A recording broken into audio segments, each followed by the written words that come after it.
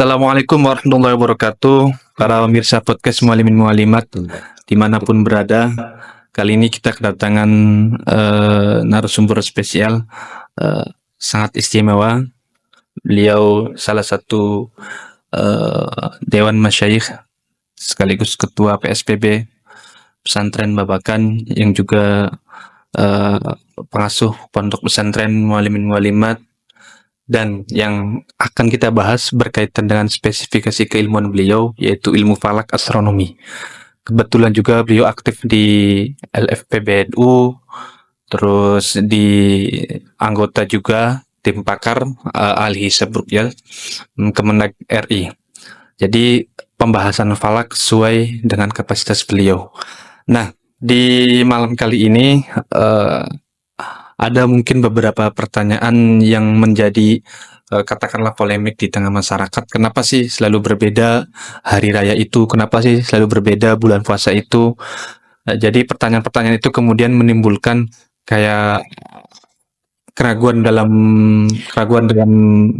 berpuasa maupun keraguan dalam hari raya Idul Fitri atau Idul Fitri terutama. Nah, kita langsung akan dibahas langsung dari saksi pelaku juga di sidang isbat Kemenag RI.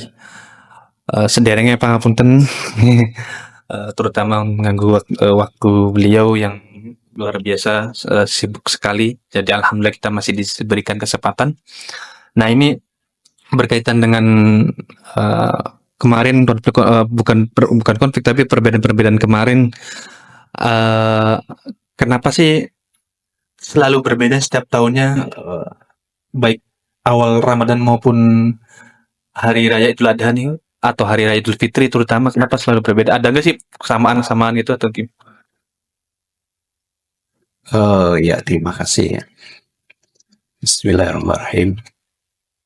Alhamdulillah wassalatu wassalamu ala habibillah sayyidina Muhammad bin Abdillah wa ala alihi wa sahbihi wa mawalah amma ba'd. Pemirsa yang kami hormati, sebelum kami sampaikan, pertama kami mohon maaf barangkali nanti apa yang kita sampaikan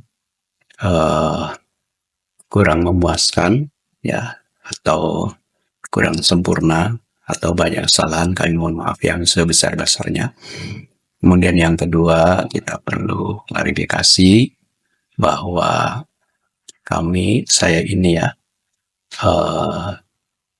bukan bagian dari Lajnah Falakiyah PBNU kepengurusan yang sekarang. Jadi aktifan kami fokus yaitu di pembelajaran ilmu falak atau astronomi di Madrasah Al-Hikam As-Salafiyah, kemudian di Madrasah atau pendidikan diniyah formal Mu'alim Mu'alimat, dan di Al-Mad Al-Ali falak astronomi. Pertanyaan yang bagus sebenarnya. Ini juga pertanyaan yang banyak ditunggu jawabannya oleh masyarakat. Yang pertama, kenapa ada perbedaan setiap awal Ramadan atau awal Syawal, ya, dikatakan Idul Fitri. Sebenarnya awail asyhur al-arabiyah itu, atau permulaan bulan-bulan Arab itu, di Indonesia yang paling ramai cuma 2 bulan, ya. Iya, bulan Ramadan dengan bulan Syawal. Padahal semestinya tidak. Seluruh bulan itu juga harus menggunakan teori dan sistem yang sama. Perbedaan itu, sebagaimana saya katakan permulaan, karena apa? Karena dipengaruhi oleh sistem kerja para astronom. Nah, perbedaan di Indonesia itu sangat luar biasa, ya. Banyak sekali perbedaannya. Cuman yang dikenal kita cuman 2. Ada pemerintah dan non-pemerintah. Padahal tidak. Kalau saya teliti, kayak saya perhatikan dan saya amati, itu perbedaan itu yang pertama permulaan bulan-bulan Hijriah, terutama bulan Syawal dan bulan Ramadan atau Ramadan dan Syawal, itu yang pertama menggunakan sistem atau teori yang disebut namanya Al-Falak Al-Adiyah. Yaitu astronomi yang berkaitan dengan adat, tradisi, atau kebiasaan. Ini sebelum Islam masuk ke Indonesia, ada beberapa cara yang digunakan oleh orang-orang Nusantara. Apalagi setelah masuk Islam, kemudian banyak kontribusi dari Sultan Agung Mataram.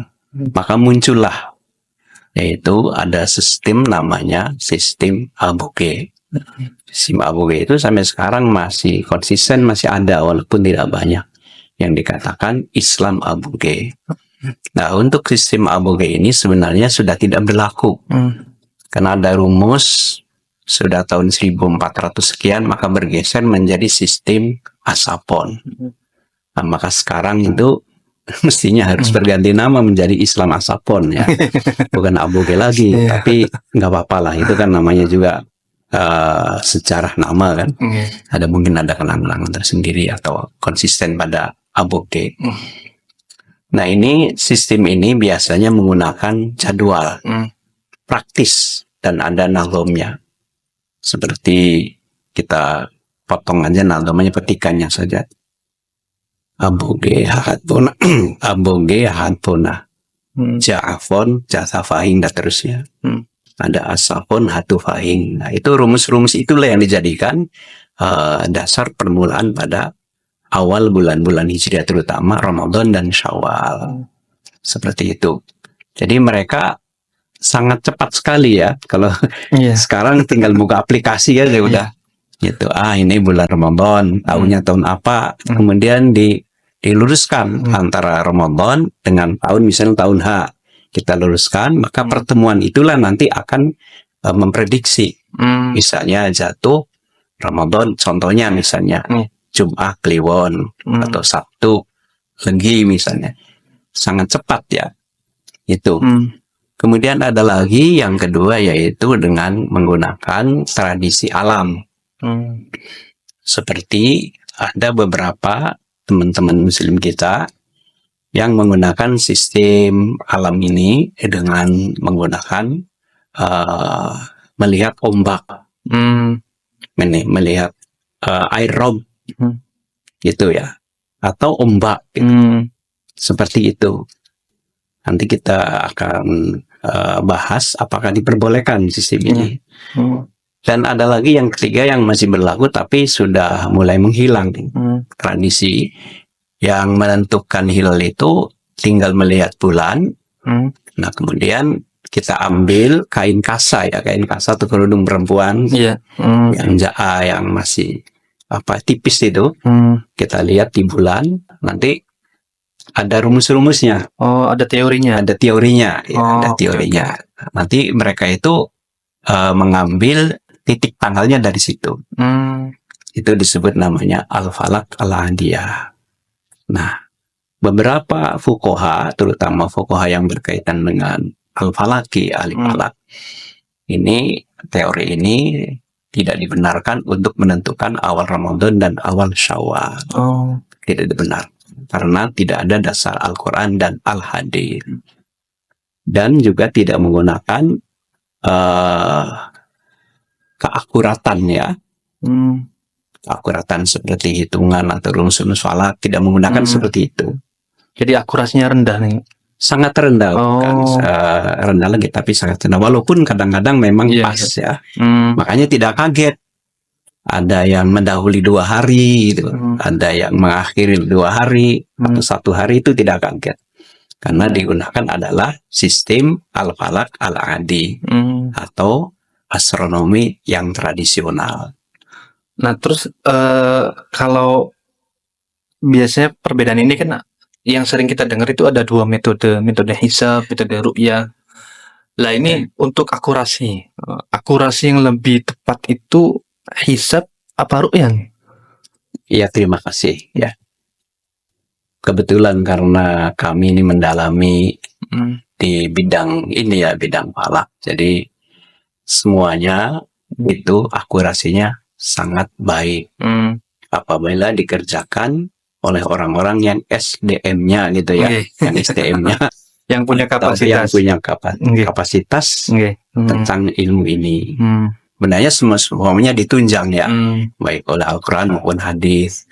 Makanya kalau bicara perbedaan, kita harus menghilangkan dulu, yaitu katakan ya, ada NU, ada Muhammadiyah, itu harus dihilangkan. Background ideologi. Iya, kita fokus pada bahasan ilmiah.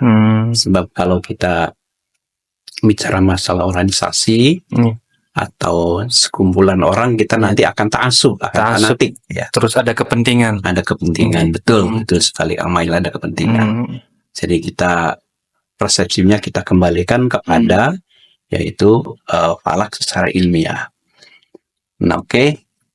Sebenarnya ada falak tradisi satu lagi yang muncul di Indonesia dan tidak ada di dunia Islam manapun juga. Ini menarik, apa itu ya? Itu kalender yang kemudian diviralkan ya, atau dimasyhurkan oleh Sultan Agung Mataram. Nah, ini sangat menarik ya, karena dari kalender Saka, kalender Jawa Kuna atau kalender Hindu, Raja Aji Saka itu kemudian akulturasi, kemudian disesuaikan dengan kalender Islam yang dikenal dengan namanya sistem Ahza-Dabuja. Tahun Alif, tahun H, tahun Jim, dan seterusnya. Nah, itu jenjang waktunya itu 8 tahun perputarannya. Siklusnya 8 tahun. Ahza-Dabuja 8 tahun. Nanti mulai dari tahun Alif misalnya sampai tahun Ba yang terakhir itu Ahza-Dabuja, Jim terakhir oleh tahun Jim, bukan tahun Ba, tahun Jim, itu siklusnya 8 tahun. Setelah 8 tahun maka kembali lagi kepada tahun Alif. Ini disebut juga namanya kalender Windu. Dikenal dalam kalender Saka, kalender Windu. Sewindu, berarti Sewindu itu 8 tahun ya? 8 tahun. Ya. Nah, ini juga masih digunakan oleh terutama orang-orang yang berbasis tradisional ya, seperti di Jawa. Masih ada sebagian di luar Jawa, seperti Muslim yang di Jawa atau di Bali masih ada. Nah, kita kembali kepada perbedaan masalah hisab dengan ru'yah. Hisab dan ru'yah ini yang jadi banyak perbincangan. Iya. Pemirsa supaya tahu bahwa hisab di Indonesia itu ada 3. Hisab perhitungan. Ya, rumus-rumus falak itu atau perhitungan hisab itu ada 3. Yang pertama yaitu perhitungan yang disebut namanya hitungannya disebut al-falak al-takribi atau al-hisab at-takribi. Al-hisab at-takribi. Nah, perhitungan ini sistemnya pendekatan. Jadi akurasinya itu tidak presisi lah. Masih ada perkiraan-perkiraan. Nah, ini dilakukan oleh beberapa tokoh astronomi atau ahli falak Nusantara. Seperti pada kitabnya Sulamun Nairen ya, yang disusun oleh al-alamah al-alim al-alamah, yaitu Syekh Mansur bin Abdul Hamid al-Batawi. Itu namanya hitungan yang takribi, mendekati kebenaran tapi tidak presisi, tidak akurat. Makanya di situ tidak ada elongasi. Elongasi itu yaitu sudut antara matahari dengan bulan. Nah, kemudian ada seperti takribul maksud dan kitab-kitab yang lain. Yang kedua yaitu disebut namanya hisab al-asli. Nah, hisab al-asli itu ini agak mendekati kebenaran. Ya, agak mendekati kebenaran, agak mendekati tepat lah gitu. Kalau di presentasi kira-kira 85%. Akurasinya tinggi. Akurasinya sudah tinggi. Akurasi sudah tinggi. Nah, ini pembahasannya sangat ini ya, karena waktunya terbatas ya. Iya. Kayak kita teruskan, seperti ada contoh-contoh kitabnya itu. Ya, contoh-contoh kitabnya seperti Khulasatul Afiyah, Durusul Falakiyah. Khulasatul Afiyah itu yang kalau nggak salah disusun oleh Mbak Yai Zubair Solotiko. Kemudian Mbak Yai Maksum di Jombang juga dengan Ad-Durusul Falakiyah dan kitab-kitab yang lain. Dan yang ketiga yaitu Al-Falak Al-Hakiki atau disebut Al-Qot'i yang sekarang dikembangkan di banyak pondok pesantren, manhali maupun beberapa perguruan tinggi.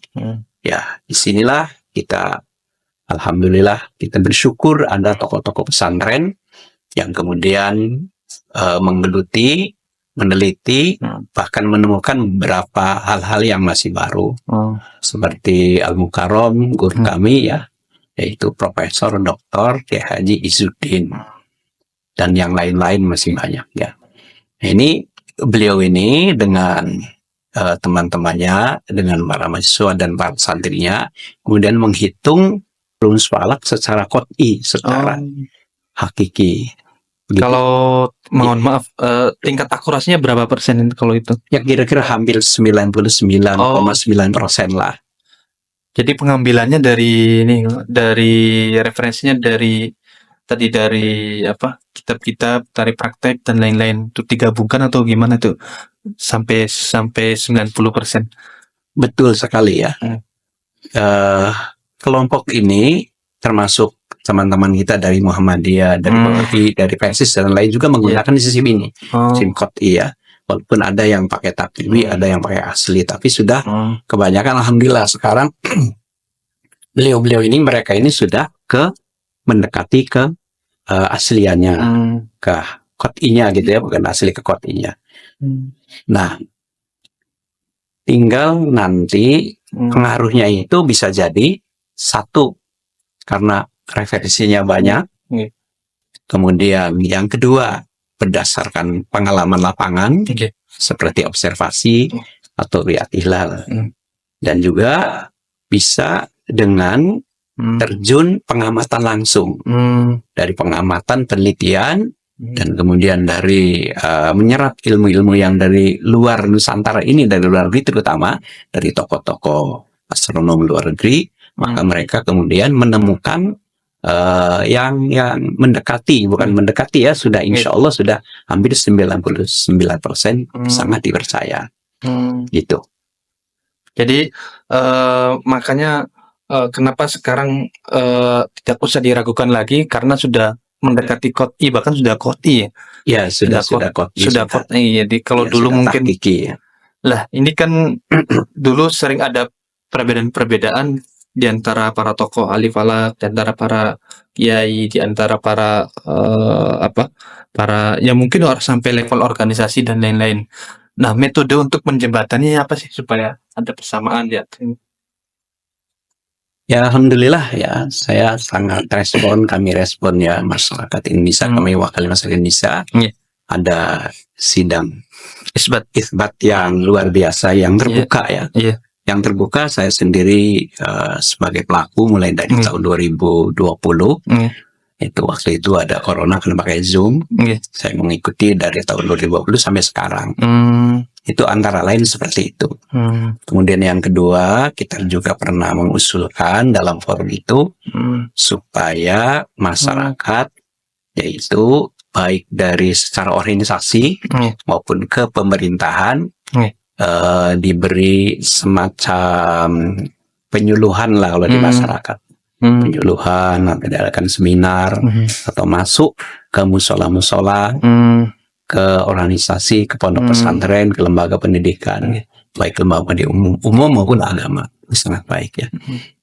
Jadi strateginya mungkin salah satunya sosialisasi ya. Betul. Sosialisasi ke tingkat bawah, di pesantren, di sekolah, di melalui media sosial dan lain-lain. Sehingga menyikapi perbedaannya secara rahmat itu ya. Betul. Ada strategi lain nih barangkali apa kira-kira yang mengurangi, meminimalisir perbedaan-perbedaan tersebut apa biasanya? Mestinya ini ya kami hanya sekedar usul, mestinya ini Kamail, mestinya ada jadwal yang terstruktur. Oh, Ya, terutama Oke. lagi-lagi biasanya kan ya dana ini. dana. Ya, dananya. Makanya kita sebagai perwakilan masyarakat ya Oke. yang harus bawa ini, mohon Oke. kepada pemerintah ada perhatian khusus lah Oke. untuk sosial ini ya, sosialisasi ini supaya ada perhatian khusus. Hmm. Jadi kita serahkan, misalnya kalau kalangan NU ya kita serahkan pada Lajnah Falakiyah NU, Muhammadiyah juga pada teman-teman organisasi yang lain, atau lembaga pendidikan atau para akademisi. Tapi harus ada ya yang jelas itu. Kalau lillahi ta'ala saja ya seperti ini nantinya rame ya. Lillahi ta'ala namanya lillahi ta'ala ya. Ta'ala kan sebenarnya sih bagus, dalam paling itu paling ikhlas ya. Tapi solusinya seperti ini ya. Mesti ada perbedaan-perbedaan. Nah, ini kan tadi juga dikatakan perbedaan terutama dalam kelompok organisasi itu punya argumen atau keilmuan yang masing-masing, seperti katakanlah Muhammadiyah kuat dengan hisabnya, NU dengan ru'yahnya, dan mungkin beberapa ormas mengikuti, ada yang ikut ke hisabnya atau ke ru'yahnya. Nah, antara ru'yat dan hisab ini, kalau untuk satu Syawal atau satu Ramadan itu lebih baik kita menggunakan apa ya? Iya. Sebenarnya sederhana ya. Untuk menentukan awal Ramadan dan Syawal yang Kang Mail tanyakan itu, yang paling Indonesia itu biasanya ini yang digunakan ada dua. Ya, dua, satu pakai hisab. Nah, hisab itu ya. Iya. Yang kedua yaitu pakai ru'yah. Ru'yah itu nanti kalau tidak bisa diru'yah nanti namanya ikmal atau takmil. Nah, takmil itu masih ada kaitannya dengan ru'yah. Karena kalau dalam hadis kan ada ilkum ma'alaikum ya. Ada kekuma itu biasanya pakai mendung gitu ya. Mendung atau kabut atau benda-benda yang lain ya, yang menutupi pandangan kita baik secara langsung atau menggunakan alat pada hilal itu, bulan baru itu. Gitu ya. Berarti hisab juga dipakai, tetap dipakai ya. Terus ini juga ru'yah juga tetap dipakai. Betul. Nggak bisa menghilangkan ru'yahnya atau ru'yatnya atau hisabnya, nggak bisa. Jadi dua-duanya harus dipakai. Dua-duanya harus dipakai. Dua-duanya dipakai. Jadi kalau di global 2 ya, pakai hisab dan ru'yah. Kalau di tafsir ada 3. Hisab, ru'yah, dan ikmal atau takmil. Itu ya, disempurnakan menjadi 30 hari. Ada bulan Sya'ban atau bulan Ramadannya. Lah kalau konteks kemarin nih yang sempat viral ya, sempat rame. Iya. Yang hanya saksinya 2 orang kalau nggak salah, itu juga dipertanyakan dan lain-lain lah. Iya, betul. Iya, kan rame di ini, sampai rame juga di medsos, rame juga di bahkan mereka yang nggak punya kapasitas falak pun bisa mengomentari gitu. Iya, kita uniknya. Iya, di Indonesia itu semuanya ahli semua. Ya malah justru yang ahli itu yang tidak ahli. Iya. Justru yang ahli falaknya santai-santai diam-diam nerima. Ini tapi jadi yang di luar apa justru mereka yang bukan apa komentari. Lah ini apa sih, gimana Kang Juki menyikapi dua konteks kemarin itu, gimana itu menyikapinya gimana kira-kira? Jadi ini kan sidang isbat kan sebenarnya bisa terbuka bisa tertutup lah. Yang dikatakan tertutup memang karena komunitasnya ditentukan. Seperti ada perwakilan duta besar dari beberapa negara yang kemarin itu ada Uzbekistan, ada Iran, ya, kemudian ada Mesir, kalau tidak salah ada Malaysia, Brunei, negara tetangga kita, Singapura gitu, Thailand juga insya Allah ada. Nah itu kemudian oleh pakar dari BRIN, dari NASA, dari beberapa organisasi, dari pondok pesantren, beberapa pakar. Sebenarnya sih terbuka ya, cuman karena tertutup itu karena Memang nanti yang tidak ahli ikut komentar jadi melebihi keahliannya itu. Ini yang Melebihi jadi orang-orang repot. yang Iya. yang punya kapasitas ya. Iya. Biasanya gitu. Indonesia kan gitu. Iya. Dahsyat sekali netizen. Ya tidak kita salahkan memang. Iya, iya. Mereka juga merupakan kontrol ya. Iya. Kontrol. Nah, kenapa terjadi perbedaan? Karena kita ini sudah punya rumus yang sudah baku ya, yang sudah ditetapkan oleh kesepakatan oleh ijma dari negara Indonesia, kemudian tetangga kita Brunei, Malaysia, dan Singapura. Yaitu jika altitude atau irtifak ketinggiannya 3 derajat, alongasinya kalau nggak salah 6,4, maka itu bisa dilihat. Nah, kebetulan yang bulan Ramadan kemarin itu, yang bisa melihat bulan itu, wilayah Indonesia itu hanya wilayah Aceh Utara. Kalau tidak salah utara yang paling ujung. Iya. Sedangkan ke timur sama sekali tidak bisa dilihat. Oleh karena itu, yang bisa melihat ya hanya kebetulan 2 orang. Iya. Nah, cuman bisa rame nih gini, bisa rame nih. Apa itu? Perhatikan ya.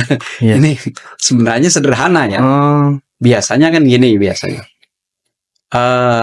Live itu yang melihat itu biasanya ditampakkan di layar besar itu.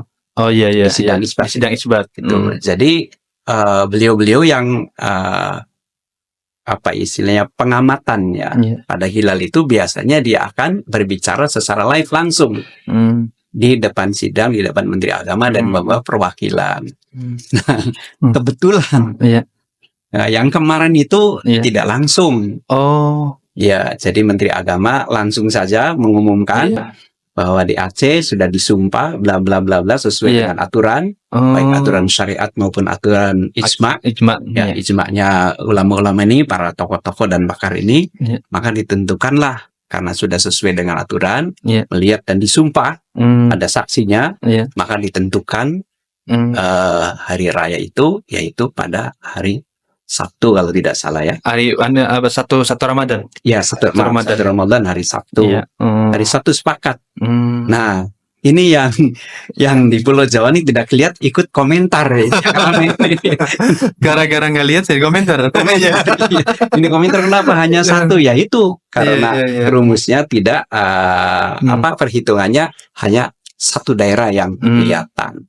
Itu. Kalau dulu enggak. Jadi wartawan kita semua tahu ini orangnya ini. Nah, itu tidak ditampakkan. Ya sederhana. Mungkin satu karena sudah lelah ya dari jam 4.30 menit sampai maghrib sampai 9 Isya sampai setengah umat ini galau di luar sana. Orang-orang sudah lelah sekali, sudah jenuh, akhirnya udah diketok palu. Maka saya harapkan untuk sidang yang akan datang ini kita kembalikan seperti sidang yang sebelumnya itu ya ada keterbukaan. Jadi nanti insya Allah tidak ada komentar miring. Tidak ada komentar miring ya. Banyak chat masuk, chat WA, chat apa itu masuk ke akun Mad Ali maupun ke teman-teman Ali. Ini kapan Ramadannya? Ini kapan Syawalnya? Loh, pertanyaannya Mad Ali itu bukan majlis fatwa sama ini. Tapi nanya ke Mad Ali gitu. Jadi kayak gitu. Sebenarnya kalau dilihat dari sidang isbat, kemudian polemiknya dan lain-lain, apalagi kalau nggak salah di sidang isbat itu kan bukan hanya para pakar, tapi ada juga dari MA, dari Mahkamah Agung, dari DPR juga, dari Komisi 8, terus dari MUI dan lain-lain, sehingga berkekuatan hukum tetap. Artinya berkekuatan negara, formalnya itu ada. Nah, jadi ketika keputusan sudah ditekan, sudah dikeluarkan, sudah dikeluarkan, maka otomatis baik umat maupun maupun masyarakat sudah harus mengikutinya. Nah, sehingga ini yang jadi menarik ini. Dampak dari sidang isbat itu apa sih? Asarnya itu buat ekonomi, politik, sosial, atau keberagaman di Indonesia. Satu keputusan sidang isbat itu justru mempengaruhi banyak sektor gitu. Emang sampai sedampak itu, sampai itu sampai ini gitu. Pengaruhnya sampai luas banget atau gimana? Ini luar biasa ya. Kalau yang bicara ini orang ahli ekonomi ya. Seperti kita di sini walaupun siang hari tapi ini kan nggak diminum. Ini ada mineralnya itu. Iya. Ini kan berarti ekonominya sudah sangat tinggi nih. Betul sekali ya. Ini yang Mail ya.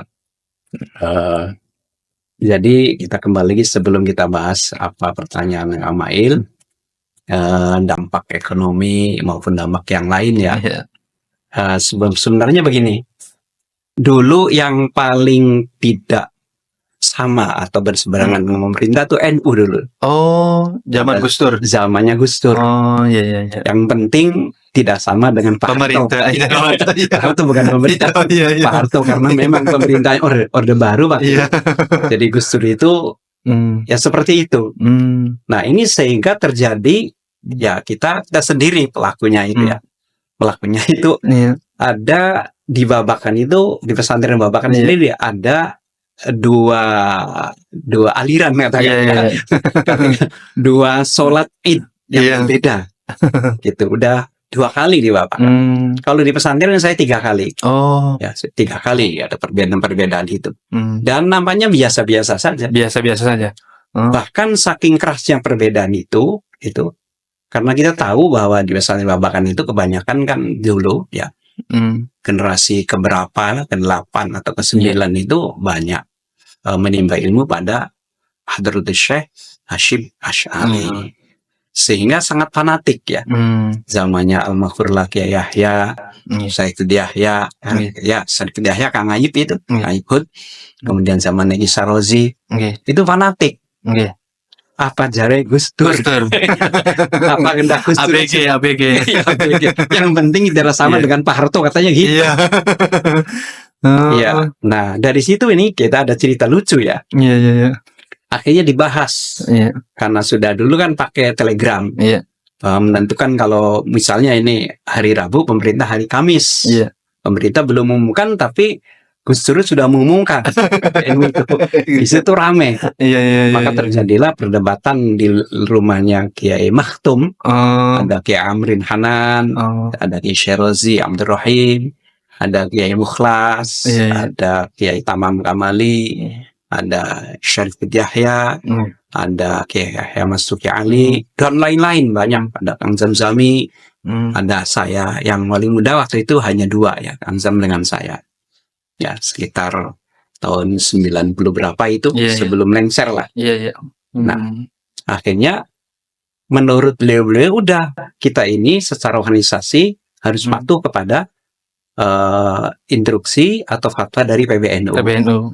Nah saya sendiri satu-satunya ya waktu itu anak muda ya, masih egonya tinggi, saya tolak gitu mentah-mentah. Kenapa? Karena seluruh ya yang dikatakan namanya markas wahidah itu, satu markas, satu wilayah atau wilayatan wahidah itu NKRI ini. NKRI ya. Nah ini dari Aceh sampai Merauke tidak ada yang bisa melihat. Di barat saja tidak ada yang bisa melihat. Seperti Sumatera itu sama sekali tidak bisa melihat, bahkan di bawah ufuk. Ya, di bawah ufuk. Bulan baru di bawah ufuk. Tapi anehnya di Pulau Bawen kalau nggak salah di Gresik itu ada nelayan yang ru'yah sendiri, tidak pakai alat 40 orang. Ini menurut ceritanya yaitu guru kami atau Syekh yaitu Kiai Nur Ahmad. Nah mereka itu berangkat dari pulau kecil ini kemudian ru'yah melihat benda langit ya, karena nggak tahu itu disangkanya bulan baru atau disebut crescent atau new moon ya. Maka mereka kemudian mendatangi pengurus NU yang ada di Gresik, kemudian dari Gresik kirim telegram ke PBNU di Jakarta, maka diumumkan, ya, Allah alam itu ceritanya. Makanya waktu itu saya menolak, karena saya menolak, jadi akhirnya saya sholatnya tidak di musola di masjid saya sendiri dengan beberapa orang. Jam 3 malam, jam 2 sampai jam 3 saya dipanggil oleh kiai-kiai sepuh di rumahnya Kiai Makhtum, kemudian digelarlah namanya Al-Fiqhu Al-Falaki, Fikih Falak. Ya, itu ada beberapa referensi kitab, marojiknya, kitab Al-Um, kemudian beberapa kitab lah, kitabnya Muhammad Ar-Romli, Asy-Syaukani, Al-Bajuri dan lain-lain. Dibuka oleh Kiai Syarozi. Memaksa saya untuk berlebaran besok. Hmm. Akhirnya saya bilang kepada Kiai, secara teori memang ini kitab-kitab benar, Benar. tidak disalahkan. Oh. Tapi kalau dilihat kalau nggak ada gimana? Iya. Ya, misalnya titik-titik yang dicari itu nggak ada, kemudian kita mengatakan ada, sama saja dengan bohong. Iya, iya, iya. Nanti kita kembalikan perbedaannya bukan masalah pada waqi'iyah, pada kenyataan, tapi kepada ikhtilaf nantinya. Karena hisab dan ru'yah sendiri di negara-negara Islam yang mayoritas madhabnya seperti Hanafi, kemudian Maliki dan Hambali tidak dikenal sistem hisab, hanya ada ru'yah. Maka kita perhatikan ngamail ya. Okay. Apalagi sampean sudah ke luar negeri, kuliah di luar, itu di sana kompak. Kalau pemerintah sudah menentukan ketok palu, maka tidak ada perbedaan. Kecuali mungkin sebagian di negara Mesir, yang mazhabnya sama dengan kita, yaitu kebanyakan mayoritas Syafi'iyah. Iya, ASEAN ini Syafi'iyah ya. Maka di situ Imam Syafi'i memberikan peluang. Boleh wa yajuzu lil hasibi ayya'mala bihisabi. Itu kata Imam Syafi'i itu. Dan bukan Imam Syafi'i, kemudian ada generasi penerusnya. Walaupun juga ada yang kontra dalam hal ini. Hanya itu, makanya yang paling ramai di Indonesia. Apalagi ditambah dengan komentar yang sangat super ahli itu netizen itu. Itu ya. Jadi maka di Saudi juga tidak mengenal yang namanya perbedaan yang sangat ya apa ya, sangat menonjol, tidak dikenal ya. Karena mazhabnya cuman pakai Hanbali. Satu mazhabnya. Iya, satu mazhab. Mazhab negara itu ya maksudnya. Walaupun mungkin masyarakatnya ada yang lain. Seperti itu ya. Jadi di Indonesia saja ini. Karena Indonesia itu banyak orang pinter, kebetulan mazhab Syafi'i, jadi ramai juga ya. Ya, apalagi nanti yang tidak pakai mazhab itu sangat ramai ya. Itu sangat ramai. Dan ini yang kita menjadikan sebelum kita nanti ke ekonomi dan dampak sosial ya. Itu ada yang belum dipahami oleh masyarakat umum. Siapa yang menentukan isbatul hukminya itu, menentukan hukum awal Ramadan dan awal Syawal, 1 Ramadan 1 Syawal. Itu berdasarkan al-hadis. Dulu yang menentukan itu adalah Rasulullah. Ada orang Badui, ya, ada orang Budi atau orang-orang komunitas tadi yang lain itu datang ke Rasulullah mengatakan, ya Rasulullah, kami sudah melihat hilal di perjalanan ke sini itu ke Rasulullah. Mau bertamu ke Rasulullah. Kemudian Rasul menanya, karena ini orang Badui ya, apa kamu sudah mengucapkan bahwa tidak ada Tuhan kecuali Allah? Ya, oke, sudah. Apa kamu mengakui bersyahadat bahwa Nabi Muhammad adalah Rasulullah? Ya, sudah. Ya, sudah, kalau begitu nanti saya panggil Bilal bin Rabah. Maka Bilal bin Rabah itu kemudian dipanggil, setelah dipanggil untuk mengumumkan. Berarti yang menemukan orang Badui, orang pedalaman, ya. Kemudian yang menentukan isbatnya itu Rasul. Tapi yang mengumumkan siapapun juga panggil Bilal. Nah, isbatul hukmi ini yang paling penting yang kita perhatikan. Nah, sekarang setelah pemerintah itu dengan berbagai macam sistem pemerintah ya, ada kerajaan, ada perdana menteri, ada presiden dan lain-lain, ada emirat, ada amir ya. Maka kemudian yang menentukan itu adalah tokoh semacam sentralnya tokoh negara tersebut. Kalau di NKRI ini presiden. Ya. Nah, kapasitas presiden ini kemudian diwakili oleh Menteri Agama. Menteri Agama karena di dalamnya ada beberapa organisasi Muslim yang lain, maka dibentuklah, yaitu namanya sidang isbat. Makanya dikatakan isbat. Isbatul hukmi lil hakim. Nah, jadi maaf ini ya, maaf ini. Maaf sekali, mohon maaf kepada teman-teman yang lain. Kalau isbatul hukmi kita serahkan pada badan otoriternya, yaitu badan otoriternya berarti yang harus menentukan adalah pemerintah. Mestinya Bapak Presiden Prabowo. Nah, Pak Prabowo karena punya menteri yang menangani dalam bidang agama ini, maka diserahkan pada Menteri Agama. Nah, Menteri Agama panggillah banyak Bilal ya. Iya, iya, Kalau iya. dulu kan Bilal satu, Bilal dengan Bilal bentuk lainnya. Bilal yang lain ini. Iya, iya, iya. Bukan Bilal susupan, bukan. Makanya ada undangan khusus Iya, iya, yang iya. masuk ke ruang itu khusus, yang tidak khusus nanti sementara untuk di luar dulu nanti ada ada pemerintah sendiri atau Menteri Agama menyampaikan, dan beliau tidak ditampingi sendiri. Nanti ada dari MK tadi itu, dari MUI, kemudian dari DPR Komisi 8 kalau tidak salah ya. Seperti itu. Nah, kita kembali lagi kepada dampak ekonomi. Ya, menurut kami sih memang ada untung ada ruginya. Oh. Kalau lebaran 2 kali, ini untung. Iya. Karena apa? Zakatnya bisa nerima 2 kali. Zakat. Ya tidak, Iya, iya. Mall-mall, pasar-pasar itu sudah Iya. buka dari awal kan? Iya. Secara ekonomi ya. Iya, hitung-hitungannya ya. Ya, tapi kita kembali lagi, kita kesadaran dengan akhlak yang baik. Kalau secara sosial atau politik ya kita menggunakan hati. Kira-kira dampaknya gimana? Makanya di dalam kitab Khulasatul Wafiyah, kemudian Khulasatul Aqwal, itu di situ disebutkan bagaimana jika terjadi perbedaan Idul Fitri maupun Idul Adha atau Ramadan. Itu disikapi. Dan disinilah pada waktu itu, pada waktu zamannya Al-Mahfudh Laki Amrin, ada tokoh-tokoh sepuh dibabakan, maka kita sholatnya yaitu ke pondok pesantren Tolibin di utara yang mengikuti pemerintah. Meninggalkan kampung halaman sendiri. Iya. Ini mu'tazilahnya babakan. Tapi dalam bidang studi falak saja ya. Iya. Nah itu. Nah tapi saya lihat imam besarnya kan di pondok utara itu, pondok Rodo itu Ki Amrin. Ki Amrin keluar.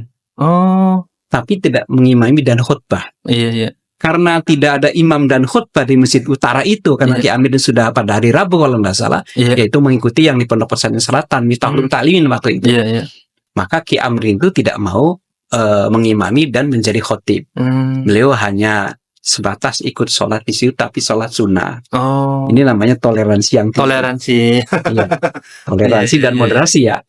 Nah ini diajarkan sebenarnya oleh para pendahulu kita, oleh para fuqaha kita, ahli fikih. Kemudian muhaditsin, ahli hadis, dijelaskan sangat panjang lebar ya. Bagaimana tata keramanya, bagaimana sopan santunya. Nah itu. Tapi nggak boleh sholat id 2 kali, itu nggak boleh kan? Idul Fitri 2 kali nggak boleh. Sampai Idul Fitri kan cuma 1 kali, sama di itulah. Nah, jadi nanti yang Idul Fitrinya mendahului itu boleh bergabung dengan komunitas yang terbanyak ya, Salatul Azam itu. Tapi kalau dia meyakini berbeda, maka dia sholatnya itu diganti. Bisa dengan sholat duha, dengan sholat sunnah mutlak, atau sholat-sholat yang lain. Dengan catatan takbirnya tidak sama. Takbirnya kalau orang Jawa kan tuma, pitu dan 5 kan, 7 dan 5. Jangan mengikuti takbir sama. Masa duha takbirnya 7 dan 5 kan enggak. Itu boleh masuk tapi mufaraqah untuk mengurangi perbedaan, untuk mengurangi perpecahan. Seperti itu ya. Nah, karena nggak ada imamnya, jadi terpaksa Kang Zam itu naik pangkatnya menjadi imam. Dan ini dampaknya di situ. Memang seperti itu. Malah ada dampak yang lucu. Ada kiai yang mengikuti waktu itu fatwanya Gus Dur atau NU yang dulu datang ke rumah saya. Katanya saya didatangi oleh kiai-kiai Babakan dan kiai-kiai yang lain lah. Ada kiai dari Jawinangun, juga kiai dari Kempek. Harus mengikuti Gus Dur. Jadi akhirnya saya itu musola sendiri, komunitas sendiri ya sedikit mengikutnya. Saya berlebaran. Masyarakat nolak. Akhirnya karena sudah berlebaran, jadi saya makan lontong. Tiba-tiba setelah di tengah-tengah saya ragu-ragu. Masyarakat, pemerintah belum, kok saya sendirian dengan kelompoknya gitu. Nah akhirnya nggak dimasukkan lontong itu, dilepaskan lagi. Datang ke rumah saya, gimana Kang Zuki? Lontong sudah berada di tenggorokan. Katanya gitu. Saya kemudian nanya, itu kuahnya jangannya masuk belum? Ya sudah Bang. Gitu. Yang bingung katanya saya ketika memberikan zakat kepada Faruis, mereka menolak. Katanya Pak Kiai nanti besok. Nah itu kemudian ketika ziarah kubur orang pada melihat. Iya. Oh, ziarah kubur di Jawa Barat kan biasanya kan setelah Lebaran ya, Setelah Lebaran. kita Iya. bersilaturahmi ke keluarga, ke sana ke teman-teman, Iya. kemudian kita ke kuburan atau Kuburan. makbaro. Di Setelah situ itu sholat. orang banyak bicara. Iya. Wah, kuburan dewek bae sendiri aja. Jadi saya jadi malu itu dampaknya gitu ya. Iya, iya. Ya, Iya. jadi saya garis bawahi saja Kang Mail. Nanti untuk isbatnya Iya. kita serahkan kepada pemerintah. Ya. Hmm. Isbatnya untuk penetapan hukum. Iya. Dan kita mayoritas karena kita menjadi masyarakat yang baik, silahkan. Oh. Jadi ada bagi yang bertentangan nih satu lagi, bagi yang Iya. bertentangan ya, atau berseberangan dengan pemerintah, Iya. menggunakan hisab silahkan. Tapi tidak isbatul hukmi. Oh. Menyampaikan dan mengumumkan boleh, tapi Iya. tidak boleh menetapkan. Jadi kalau Rasulullah dulu itu posisinya sebagai isbatul hukmi ya, Iya, sebagai hakimnya. sebagai hakimnya. Iya. Setelah ada laporan-laporan dari sahabat Bilal, Mm-mm. dan sahabat Bilal terima laporan dari mereka yang punya kompeten untuk melihat hilal. Iya. Ada Cuma sumpah itu, ada sumpah, Iya. bahkan ada sumpah dari dulu juga. Nah, cuma kalau untuk praktek sekarang itu polanya agak berbeda, Iya, iya. yaitu pemerintah dengan timnya melalui Kementerian Agama, melalui pakar-pakar ahli falak, astronomi dan lain-lain, dan baru memutuskan. Jadi ibaratnya sebenarnya sama antara dilakukan oleh pemerintah dan yang dilakukan oleh Rasulullah. Jadi ada kesamaan posisi isbatul hukmi, pelaporan, sistem dan lain-lain ada kesamaan. Iya. Artinya pemerintah sudah sesuai dengan aturan yang tertera dalam hadis. Selama ini mungkin karena masyarakat nggak tahu, jadi terkesan bahwa sidang isbat itu hanya poya-poya, bukan poya-poya, ini anggaran dan lain-lain, isu-isu yang miringnya itu. Iya. Padahal secara fikih itu memang sudah ada, dan Sudah ada, betul. fikih dan hadis sudah ada. Nah, yang terakhir nih, Iya. setelah melihat perbedaan-perbedaan terus sidang isbat dan lain-lain, kita tuh wajib mengikut pemerintah nggak sih? Ya wajib. Wajib berdasarkan 3 imam itu, termasuk Imam Syafi'i juga mewajibkan. Walaupun memang ada ya Imam Syafi'i yang berpendapat boleh mengikuti hasib ahli hisab kalau meyakini dengan kebenaran ahli hisab itu. Cuma itu saja mengikuti boleh. Tapi kalau isbat nggak boleh. Oh. Boleh. Jadi kita kepada teman-teman yang berseberangan dengan pemerintah, tapi hitungannya sudah tahqiq atau asli, ada rumusnya sendirilah. Kita tidak bicara di sini karena terlalu panjang ya, mungkin terlalu rumit. Jadi boleh saja. Ya, boleh saja. Pemerintah juga tidak melarang ya, menghargai, sangat menghargai. Nah, saya ingin berkomentar. Ada beberapa orang yang mengatakan menghambur-hamburkan uang dan lain-lain itu. Iya, ya itu sih miring lah di luar sana. Iya. Sebenarnya gini, zaman Rasul itu komunitas Muslim masih sedikit ya. Iya. Kalau sekitar di Madinah, oke lah, di Makkah juga belum banyak ya, yang keluar juga belum banyak. Jadi ya sederhana. Sudah ada yang syahadah, ya orang Badui itu atau orang lain, ada yang menyebutkan dari negara lain, hadisnya kan tidak satu. Kemudian Rasulullah memanggil Bilal, tadi disumpah dulu ya dengan syahadat itu, sumpah dulu Rasul, kemudian panggil Bilal, sederhana. Dulu cukup pasang lentera di menara itu menara. Orang tahu ada lentera berarti besoknya puasa atau Idul Fitri. Seperti itu sederhana kan? Iya. Nggak makan biaya. Iya. Nah kalau seperti itu, paling kalau kita ini paling kecamatan Ciwaringin juga nggak tahu, karena kita sudah sekian juta, 200 juta lebih, hampir 300 juta. Bahkan kalau kita ikut dengan negara-negara yang lain seperti Malaysia dan Brunei, kemudian Singapura kan ikut juga dengan kita sama-sama. Ya itu ya lebih besar. Ya itu makan aksaru fi'lan ya karena aksaru fadlan. Banyak pekerjaan banyak biaya. Yang penting boleh kritik sih boleh, tidak apa-apa ya. Tapi seperti itulah. Tidak mudah mengundang beberapa tokoh yang sangat sibuk, apalagi tokoh negarawan ya. Tokoh-tokoh kemudian dari MK, dari DPR, beliau itu orang-orang penting semua ada. Bukan orang pengangguran ya. Kalau kita dipanggil ya bisa saja kapan saja. Itu menghabiskan waktu, menghabiskan tenaga, pemikiran dan lain-lain. Dan bahkan untuk menentuan sidang isbat itu ada risetnya sampai berbulan-bulan, berhari-hari, kan ada risetnya terlebih dahulu. kira-kira di hari itu akurasinya kira-kira sesuai, kira-kira spekulasi-spekulasi lah, hipotensi kan jadi luar biasa. Jadi pada intinya wajib untuk mengikuti pemerintah. Ya, menurut saya ini wajib mengikuti pemerintah berdasarkan kitab Puja Ahli Sunnah wal Jamaahnya, yaitu Syekh Ali Maksum Krapek Yogyakarta. Begitu juga pada kitab Risalah Ahli Sunnahnya Mbah Hashim dan kitab-kitab yang lain lah. Tidak itu saja, bahkan kitab-kitab yang terdahulu Kutubut Turaf itu sudah menjelaskan seperti itu, wajib hukumnya. Dan kalau yang tidak mengikuti juga wajibnya itu tidak wajib yang apa ya, wajib yang ekstrim lah, yang ekstrim, ujuk-ujuk masuk neraka itu. Jangan harus begitu ya, karena itu ada perbedaannya, menurut Imam Syafi'i dan beberapa ulama Syafi'iyah.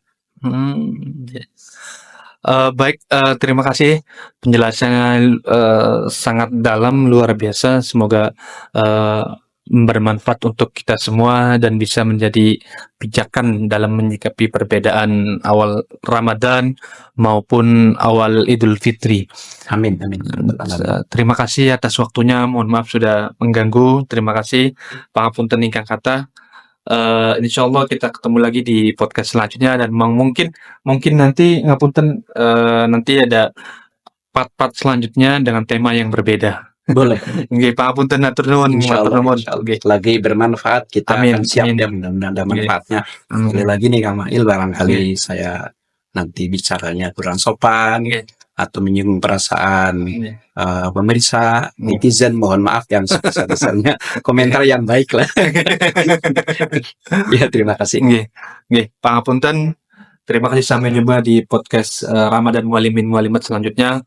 Matur nuwun. Assalamualaikum warahmatullahi wabarakatuh. Waalaikumsalam warahmatullahi wabarakatuh.